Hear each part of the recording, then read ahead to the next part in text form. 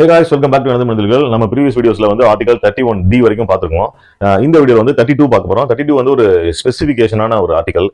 இது வந்து நம்முடைய அடிப்படை உரிமைகளை பாதுகாக்கக்கூடிய ஆர்டிகல். அனைவருக்கும் நீதிமன்றத்தின் மூலமாக நம்ம தீர்வு காண முடியும். அரசியலமைப்பே அதுக்கான அதிகாரத்தை வந்து தனி மனிதனுக்கு ஒரு குடிமகனுக்கும் வழங்குது அப்படின்னு சொல்லி சொல்றதுக்கான ஆர்டிகல் தான் இது. ஸோ ஆர்டிகல் 32 என்ன சொல்லுதுன்னு பார்க்கலாம். ஆர்டிகல் 32 வந்து அரசியலமைப்பின் பால் தீர்வு காணும் உரிமை. ஸோ அரசியலமைப்பே அந்த உரிமை நமக்கு வழங்குறதுனால அதன் மூலமே நம்ம தீர்வு காண்றோம். ஆர்டிகல் 32 இது வந்து சுப்ரீம் கோர்ட்டுக்கானது. 32ங்கிறது இதே ஆர்டிகல் வந்து இதே பவர் வந்து ஆர்டிகல் 226 மூலமா ஹை கோர்ட்டுக்கும் இருக்கு. அதாவது ரிட்ஸ் அப்படின்னு சொல்லுவோம். அது கீழே பார்க்கலாம். ஃபர்ஸ்ட் இந்த ஆர்டிகல் உடைய என்ன ஸ்பெஷல் என்ன அப்படின்னு பார்த்தலாம். இது வந்து அடிப்படை உரிமைகளை வந்து பாதுகாக்கும் இந்த ஆர்டிகல். ஸோ நம்ம அடிப்படை உரிமைகள் வந்து நமக்கு கிடைக்கல, நம்ம அதில் ஏதாவது குறை இருக்கும் பட்சத்தில் நம்ம நீதிமன்றத்தை நாடி அடிப்படை உரிமைகளை நம்ம வந்து பாதுகாத்துக்க முடியும். இது இல்லை அப்படின்னா இந்திய அரசியலமைப்பு அர்த்தமற்றது. இதுதான் வந்து இதயமும் ஆன்மாவும் அப்படின்னு சொல்லி டாக்டர் அம்பேத்கர் அவர்கள் வந்து இந்த ஆர்டிகலை பத்தி சொல்லியிருக்காங்க. ஏன்னா இதுதான் ஒரு முக்கியமான ஆர்டிகல். இது இல்லைன்னா கான்ஸ்டியூஷனே அர்த்தம் கிடையாது, வேஸ்ட் அப்படின்னு சொல்றாரு.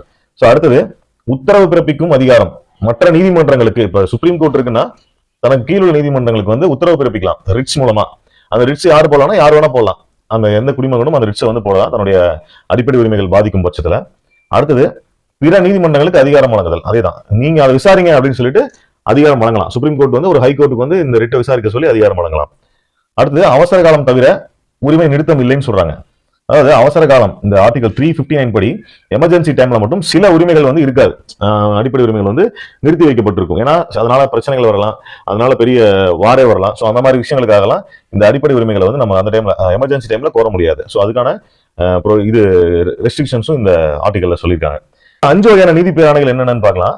5 வகையான நீதி பேராணைகள் வந்து ஆர்டிகல் 32 படி நீங்க சுப்ரீம் கோர்ட்லயும், ஆர்டிகல் 226 படி ஹை கோர்ட்லயும் வந்து நீங்க அந்த தீர்வு காண முடியும். ரிட்ஸை போட்டு தீர்வு காண முடியும். இது சுப்ரீம் கோர்ட்டு, இது ஹை கோர்ட்டு. 1950க்கு முன்னாடி வரைக்கும், அதாவது 1950க்கு முன்னாடி வரைக்கும் ஹை கோர்ட்டுக்கு வந்து, அதாவது மும்பை, கொல்கத்தா, சென்னை, இந்த 3 ஹை கோர்ட்டுக்கு மட்டும்தான் இந்த பவர் இருந்தது, ரிட்டை விசாரிக்கக்கூடிய பவர். 50க்கு அப்புறம் அனைத்து ஹை கோர்ட்டுக்கு வந்து இந்த 226 மூலமா நீங்க வந்து ரிட்டை விசாரிக்கலாம் அப்படின்னு சொல்லிட்டாங்க.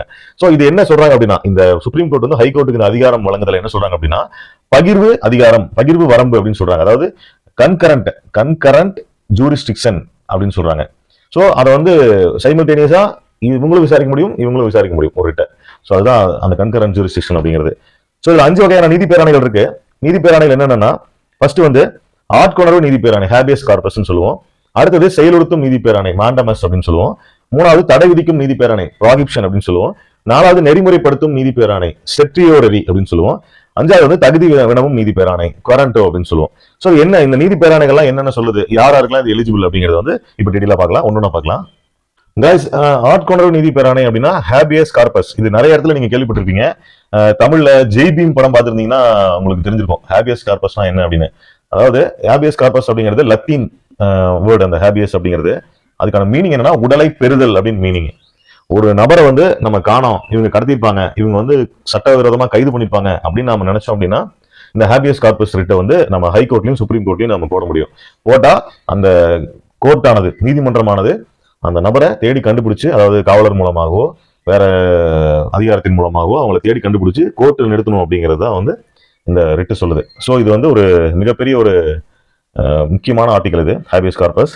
இது யாரா இருக்கு அப்படின்னா, சட்டத்திற்கு புறம்பாக கைது செய்வதாக தெரிந்திருந்தால் அவங்களை வந்து கோர்ட்ல நேரில் ஆஜர்படுத்த சொல்லி நம்ம வந்து ரிட்டு போடலாம். ஸோ அடுத்தது இதோடைய முக்கியமான நோக்கமே நேரில் ஆஜர்படுத்தணும்.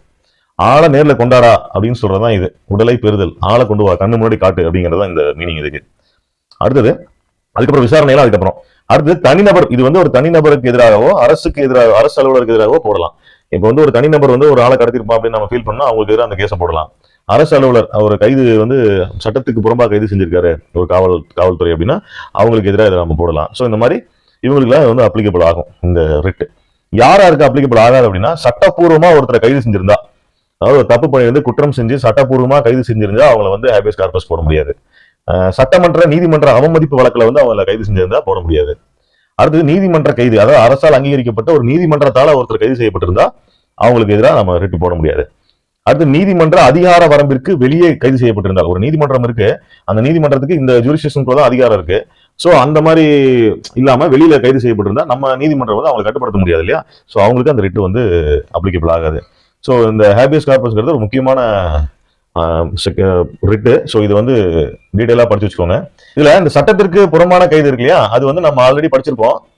ஆர்டிகல் 22 ரைட் டு ஃப்ரீடம்ல வரும், சுதந்திர உரிமையில வரும் அது. ஏன்னா சட்டத்திற்கு புறம்பா ஒரு காரணம் இல்லாம குற்றம் செய்யாம யாரையும் கைது செய்யக்கூடாது அப்படிங்கறத அந்த ஆர்டிகல் 22 சொல்லுது. ஸோ அந்த ஆர்டிகலை வந்து இது பாதுகாக்குது. இதுதான் இந்த சட்டம். அடுத்தது ஆட்கொணர்வு நீதி பேராணை முடிஞ்சது. அடுத்தது என்னன்னா செயலுறுத்தும் நீதி பேராணை, மாண்டமஸ் பார்க்கலாம். செயலுறுத்தும் நீதி பேராணை மாண்டமஸ் அப்படின்னு சொல்லுவோம். மாண்டமஸ் அப்படிங்கிறது ஆணையிடுகிறோம் அப்படின்னு மீனிங். நான் உங்களுக்கு ஆர்டர் போடுறேன், நீ அதை செய் அப்படிங்கிறது மீனிங். இது யார் போடும் அப்படின்னா ஹைகோர்ட் அண்ட் சுப்ரீம் கோர்ட் ரெண்டு கோர்ட்டுமே தன்னுடைய கீழே இருக்கிற அத்தனை நீதிமன்றங்கள் அப்புறம் அரசு அலுவலகங்கள் அது எல்லாத்துக்குமே போடும். அதை நம்ம கீழே பார்க்கலாம். இதுக்கு மெயினா இதனுடைய முக்கியமான நோக்கம் என்னன்னா, கடமையை செய்ய தவறிய அல்லது மறுத்த, செய்ய தவறிட்டாங்க அப்படின்னாலும் செய்ய முடியாது அப்படின்னு மறுத்தாலும் அந்த கடமையை வந்து கண்டினியூவா செய்ய வைக்கிறது தான் இந்த ரிட்டுடைய முக்கியமான நோக்கம். ஸோ அந்த அரசு அலுவலர் அப்படிங்கிறவர் எதை மீன் பண்றாங்க அப்படின்னா, அது வந்து அரசு நிறுவனமா இருக்கலாம், பொது நிறுவனம்னு சொல்றாங்க இல்லையா, அரசுடைய சார்பில் இருக்கிற பொது நிறுவனம், அப்புறம் நீதிமன்றங்கள், கீழ் நீதிமன்றங்கள். இப்போ சுப்ரீம் கோர்ட்டுக்குன்னா ஹைகோர்ட்டுக்கு அந்த ஆர்டர் போடலாம், இது நீங்க செய்யுங்க அப்படின்னு சொல்லிட்டு. அடுத்து தீர்ப்பாயம்ங்கிறது கமிஷன்ஸ் நிறைய இருக்கும். ஸோ அந்த மாதிரி கமிஷன்ஸ்ல அவங்களுக்கான வேலையை செய்யல அப்படின்னா அதை செய்ய வைக்கலாம். ஸோ இது யாருக்கெல்லாம் எலிஜிபிள் கிடையாது, நாட் ஃபார் யாருக்கு இல்லை அப்படின்னா, இப்போ தனிநபருக்கு மேல அது போட முடியாது, தனிநபருக்கு அப்ளிகபிள் ஆகாது. இப்போ எப்படி ஹேபியஸ் கார்பஸ் வந்து ஒரு தனி நபரை வந்து கொண்டு வந்து நிறுத்த சொல்றோம் இல்லையா, அந்த மாதிரி தனிநபருக்கு வந்து இது அப்ளிகபிள் ஆகாது அப்படின்னு சொல்றாங்க. அடுத்து நான் லீகலைஸ்டு துறை, அதாவது சட்ட அங்கீகாரம் இல்லாத துறையினருக்கு வந்து இது அப்ளிகபிள் ஆகாது. சட்டத்தின்பால் அங்கீகரிக்கப்பட்ட அரசு சார்ந்த துறைக்கு மட்டும் தான் இது எலிஜிபிள்னு சொல்றாங்க. அப்புறம் ஒப்பந்த தொழில் முறையை வந்து கட்டாயமா பண்ணணும் அப்படின்னு சொல்லிட்டு நம்ம இந்த செயலுறுத்தும் நீதி பேராணை மூலமா வலியுறுத்த முடியாது. அடுத்து விருப்ப பணி, அதாவது இன்ட்ரெஸ்ட் பேஸ்ல சில ஒர்க் இருக்கும், விருப்பத்தின் பேரில் செய்யும் பணியை வந்து நீ பண்ணிதான் ஆகணும், அதை செய்ய வைக்கணும்னு சொல்லிட்டு நம்ம வந்து கட்டாயப்படுத்த முடியாது. அப்புறம் குடியரசுத் தலைவர் மேல இந்த செயலுறுத்தும் நீதி பேராணையை வழங்க முடியாது, ஆளுநர் மேலையும் வழங்க முடியாது. அவங்கள வந்து நீங்க இந்த வேலையை செய்யுங்க அப்படின்னு நம்ம வந்து கண்ட்ரோல் பண்ண முடியாது. ஸோ இந்த ரெண்டும் முக்கியமான பாயிண்ட்.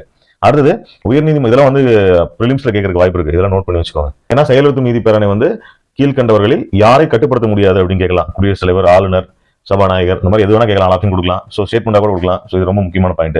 மாண்டமஸ் அப்படிங்கிறத ஞாபகம் வச்சுக்கோங்க. உயர்நீதிமன்ற தலைமை நீதியரசர், சீஃப் ஜஸ்டிஸ் ஆஃப் ஹைகோர்ட், அவரையும் வந்து இதெல்லாம் நம்ம கட்டுப்படுத்த முடியாதுன்னு சொல்றாங்க. ஸோ இவங்களுக்குலாம் அந்த மாண்டமஸ் வந்து வேலை செய்யாது, ஒர்க் ஆகாது. ஸோ அதுதான் மேட்டர். ஸோ அடுத்து மூணாவது விட்டு என்னன்னா தடை விதிக்கும் நீதி பேராணை.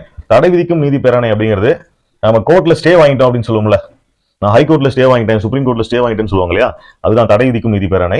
அதை வந்து இங்கிலீஷ்ல ப்ராகிபிஷன் அப்படின்னு சொல்லுவாங்க. ப்ராகிபிஷன் அப்படின்னா அதுக்கு என்ன மீனிங் கொடுக்குறாங்க அப்படின்னா, தடுத்து நிறுத்து, இந்த ஒர்க்கை வந்து தடுத்து நிறுத்து அப்படின்னு சொல்றாங்க. எப்போ ஒரு ஒர்க்கை தடுத்து நிறுத்துவோம், அந்த ஒர்க்கை சரியா நடக்கல, சட்டத்தின்படி நடக்கல, அந்த சட்டத்துக்கு உட்பட்டு நடக்கல அப்படிங்கும் போது நாம வந்து அதை தடுத்து நிறுத்துவோம். ஸோ அதுதான் இந்த ரிட்டோடைய மெயின் கான்செப்ட். ஒரு மேல் நீதிமன்றம் வந்து கீழ் நீதிமன்றத்துக்கு ஆர்டர் வழங்கக்கூடிய ரிட்டு தான் இது. இது ஒன்லி ஃபார் ஜுடிஷியல். இது வந்து முக்கியமான பாயிண்ட்.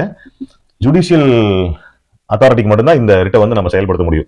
ஸோ நீதி பேராணைகளில் நீதிமன்றத்திற்கு மட்டும் செயல்படுத்தக்கூடிய, நீதிமன்ற சார்ந்த துறைகளுக்கு மட்டும் செயல்படுத்தக்கூடிய ரிட் அப்படின்னு கேட்டாங்கன்னா தடை விதிக்கும் நீதி பேராணை எழுதி போயிட்டு இருக்கலாம். ஸ்டே அப்படிங்கிறத ஞாபகம் வச்சுக்கோங்க, கோர்ட்ல ஸ்டே வாங்குறோம் அப்படிங்கிறத ஞாபகம் வச்சுக்கோங்க.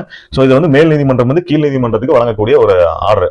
அதிகாரம் மீறும், அதாவது ஒரு கீழ் நீதிமன்றம் வந்து அதிகாரத்தை மீறி செயல்படும் போதோ, இல்லாத அதிகாரத்தை செயல்படுத்தும் போதோ, இருக்கிற அதிகாரத்தை தவறா செயல்படுத்தும் போதோ இந்த ரிட்டை வந்து நம்ம போடலாம் அப்படின்னு சொல்றாங்க. இது வந்து யாருக்கு வந்து அப்ளிகபிள் ஆகாதுன்னா, நிர்வாக அலுவலருக்கு ஆகாது, சட்டமன்றத்தின் மேல போட முடியாது, தனிநபர் மேல போட முடியாது. தனிநபர் நிர்வாக அலுவலர்னாவே எல்லா அட்மினிஸ்ட்ரேஷன் ஆஃபீஸரும் வந்துருவாங்க. ஸோ இது ஒன்லி ஃபார் ஜுடிஷியல் அத்தாரிட்டிஸ் அப்படிங்கிறதா இதனுடைய முக்கியமான பாயிண்ட். அதை நோட் பண்ணி வச்சுக்கோங்க. ஸோ அடுத்து வந்து நாலாவது நெறிமுறைப்படுத்தும் நீதி பேராணை. இந்த ரிட் வந்து செர்ட்ரியோரரி அப்படின்னு சொல்லுவோம். இது வந்து உறுதிப்படுத்து அப்படின்னா டு பி சர்டிஃபைடு, தகவல் தெரிவி டு பி இன்ஃபார்ம்டு அப்படின்னு மீனிங்.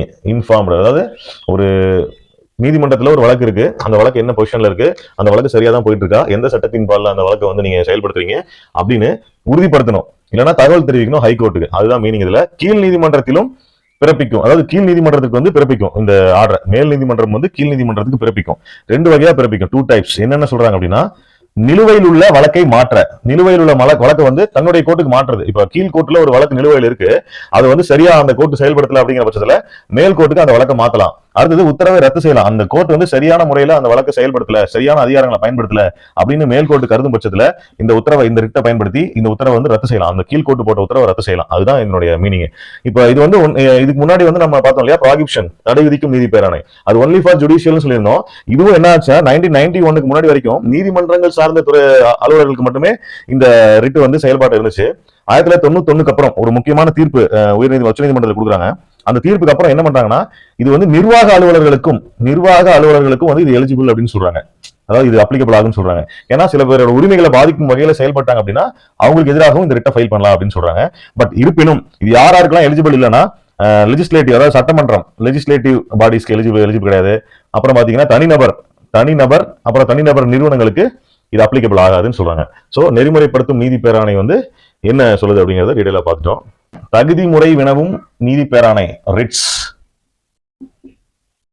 குவாரண்டோ அப்படின்னு சொல்றாங்க, தகுதி கோருதல். ஒரு அரசு அலுவலகத்தை சட்டவிரோதமாக, இந்த ரிட் எதுக்காக பயன்படுத்தப்படுதுன்னா, ஒரு அரசு அலுவலகத்தை வந்து சட்டவிரோதமாக ஆக்கிரமித்திருக்கும் ஒரு அலுவலர். இப்போ வந்து நிறைய மால் பிராக்டிஸ் பண்ணி ஒரு கவர்மெண்ட் எக்ஸாமுக்கு உள்ள என்டர் ஆகி ஒரு கவர்மெண்ட் சர்வீஸ்க்கு வராங்க இல்லையா, அவங்க கரெக்டா தகுதியோட தான் வந்து அந்த கவர்மெண்ட் எக்ஸாம்ல தேர்வாகி வந்திருக்காங்களா அப்படிங்கறத வந்து நம்ம இந்த ரிட்டை வச்சு நம்ம கோர்ட்ல போட்டு அந்த டீடைல்ஸ் நம்ம வாங்க முடியும். அவங்கள வந்து அவங்களுடைய தகுதியை நம்ம செக் பண்ண முடியும். சட்டப்பூர்வ பொது அலுவலகத்திற்காக மட்டும் இது பொருந்தும்.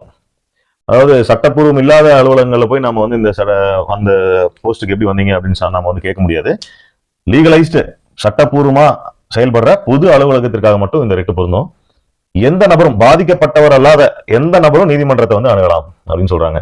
யார் வேணாலும், பாதிக்கப்பட்டவங்க மட்டும்தான் இந்த ரிட்டு போடணும்னு இல்லை, அவங்கள சார்ந்த யார் வேணாலும் இந்த ரிட்டை போட்டு ஒரு அலுவலருடைய தகுதியை நம்ம கோரலாம்னு சொல்றாங்க. ஸோ 5 ரிட்ஸ் பார்த்துட்டோம். இப்போ இதுல ஒரு சின்ன டீடைல், எக்ஸ்ட்ரா டீடைல் என்னன்னா, இப்போ ஹைகோர்ட் இருக்கு, சுப்ரீம் கோர்ட் இருக்கு. ரெண்டு கோர்ட்டுக்கும் இந்த ஆர்டிகல் 226, ஆர்டிகல் 32 இருக்கிற டிஃபரெண்ட் என்ன அப்படின்னா, ஹைகோர்ட் வந்து அடிப்படை உரிமை மற்றும் சாதாரண உரிமையை காக்கவும் இது வந்து இந்த ரிட்டை பயன்படுத்து. அடிப்படை மற்றும் சாதாரண சட்ட உரிமை, ஃபண்டமெண்டல் ரைட்ஸ் இல்லாம, கான்ஸ்டிடியூஷன்ல சொல்லப்பட்ட ஃபண்டமெண்டல் ரைட்ஸ் இல்லாம சாதாரண சட்ட உரிமையும் நம்ம வந்து இந்த ரிட்டை போட்டு பாதுகாக்கலாம் சொல்றாங்க. சுப்ரீம் கோர்ட் ரிட் என்ன சொல்லுதுன்னா, அடிப்படை உரிமைகளை மட்டும் பாதுகாப்பேன் அப்படின்னு சொல்லுது. இதுதான் டிஃபரெண்ட். அடுத்து ரெண்டாவது டிஃபரெண்ட் என்னன்னா, ஹைகோர்ட் வந்து அதனுடைய ஜூரிஸ்டிக்ஷன், அந்த பிரதேச எல்லைக்குள்ள மட்டும்தான் அதனுடைய அதிகாரத்தை செயல்படுத்த முடியும். சுப்ரீம் கோர்ட் வந்து இந்தியா முழுக்க எங்க வேணா அதை செயல்படுத்த முடியும். மூணாவது உங்களுக்கே தெரியும், ஹைகோர்ட் வந்து ஆர்டிகல் 226, இது வந்து ஆர்டிகல் 32. ஸோ இதான் இதுக்குள்ள டிஃபரன்ஸ். ஸோ ஹைகோர்ட்டுக்கும் சுப்ரீம் கோர்ட்டுக்குள்ள டிஃபரன்ஸ் கேட்டாங்கன்னா நீங்க இது எழுதிடலாம், மெயின் எக்ஸாமுக்கும் கேட்கலாம். ஸோ கைஸ், 32 வந்து ஒரு முக்கியமான ஆர்டிகல். டீடைலா பார்த்துருப்பீங்க நினைக்கிறேன். ரிட்ஸ் எல்லாம் வந்து உங்களுக்கு இது வரைக்கும் கிளியரா இல்லைனாலும் இப்போ கிளியரா இருக்கும். ஸோ இதெல்லாம் நோட் பண்ணிக்கோங்க. போன வீடியோ சொன்ன மாதிரியே தான் இதுக்கான ஹேண்ட் ரிட்டன் நோட்ஸ் எங்கிட்ட இருக்குது. ஸோ அந்த நோட்ஸ் வேணும் அப்படிங்கிறவங்களும் கமெண்ட் பண்ணுங்க. நான் இன் ஃபியூச்சர்ல வந்து நோட்ஸ் நான் உங்களுக்கு கண்டிப்பாக கொடுக்குறேன். ஸோ இது நீங்க கிளாஸ் எடுக்கிறதுக்கு சின்ன ஹிண்ட் மாதிரி நோட் வச்சுக்கோங்க. உங்களுக்கு டீடைலா வேணும்னா இதுல இருக்க நோட்ஸ் நான் உங்களுக்கு கொடுக்குறேன். So thank you guys, thank you for watching this video. Subscribe பண்ணுங்க, கண்டினியூ வாட்ச் பண்ணுங்க, ப்ரீவியஸ் வீடியோல வாட்ச் பண்ணுங்க, சீரிஸ் ஃபுல்லா வாட்ச் பண்ணிட்டு டோட்டலா வந்து இந்தியன் கான்ஸ்டிடியூஷன்ல வந்து நாம தெளித்து எழுந்திரலாம். Bye bye.